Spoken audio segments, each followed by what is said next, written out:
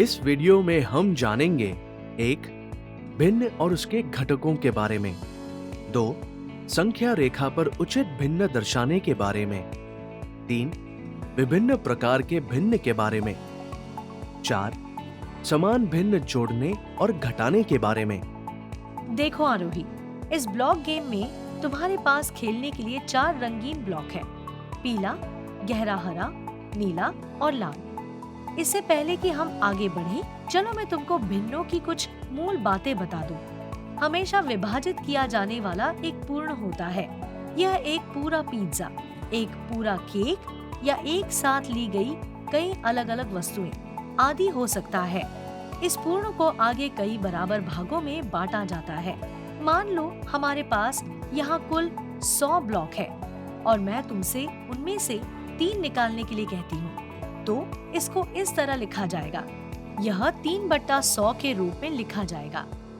अब अगर हम भिन्नों के बारे में बात करें, तो भिन्न पूर्ण के भाग का प्रतिनिधित्व करने वाली संख्या है।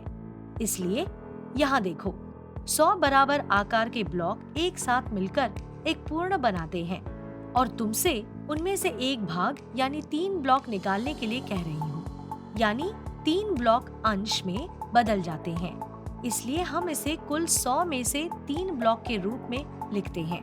इसको 300वां पढ़ा जाता है। हाँ मम्मी, क्लास में जो पढ़ाया गया था मैं उससे संबंध जोड़ सकती हूँ।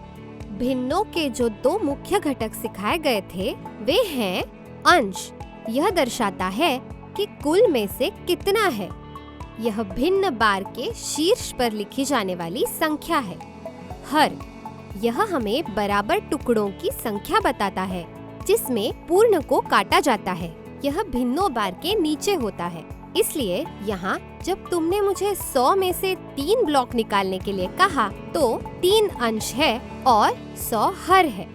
तो चलो हम इस कॉन्सेप्ट को जल्दी से संक्षेप में दोहराते हैं। अगर मैं तुमसे इस लॉट से मुझे 17 ब्लॉक दिलाने के लिए कहूँ, तो तुम इसको कैसे लिखोगी और मुझे समझाओगी?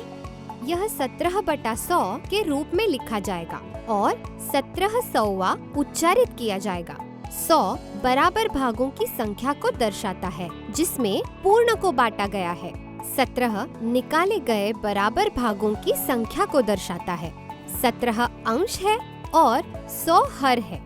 बहुत खूब आरोही। अब चलो हम आगे बढ़ते हैं। अपनी नोटबुक खोलो ताकि हम संख्या रेखा पर भिन्नों को दर्शाने के साथ शुरुआत कर सके। ठीक है मम्मी। आओ हम एक बहुत ही सरल उदाहरण लेते हैं। मान लो हमें संख्या रेखा पर आधा आलेखित करना है। तुम जानती हो यह 0 और 1 के बीच स्थित होगा, क्योंकि 1 से आधा कम है। इसलिए हम संख्या रेखा खींचकर उस पर 0 और 1 चिन्हित करते हैं। अब हम इसे इस तरह 2 बराबर भागों में बांटेंगे। अब अगर हम 1/3 चिन्हित करना चाहते हैं, तो हम रेखा को 3 बराबर भागों में विभाजित करेंगे और 0 के निकट पहले बिंदु को 1/3 के रूप में चिन्हित करेंगे। इस संख्या रेखा पर दूसरा बिंदु 2/3 होगा और इस तरह जारी रहेगा। अब अगर मैं तुमसे संख्या रेखा पर 1/4 चिन्हित करने के लिए कहूँ, तो आरोही तुम इसको कैसे करोगी? मम्मी, मैं 0 से 1 के बीच के भाग को 4 बराबर भागों में बांट दूंगी। 0 के बाद पहला बिंदु 1/4 के रूप में चिन्हित किया जाएगा। अद्भुत आरोही, तुम जल्दी सीख रही हो। तो चलो अब हम भिन्नों के प्रकार पर चलते हैं। यह आसान सेक्शन होगा क्योंकि तुम भागों को अच्छी तरह समझ रही हो।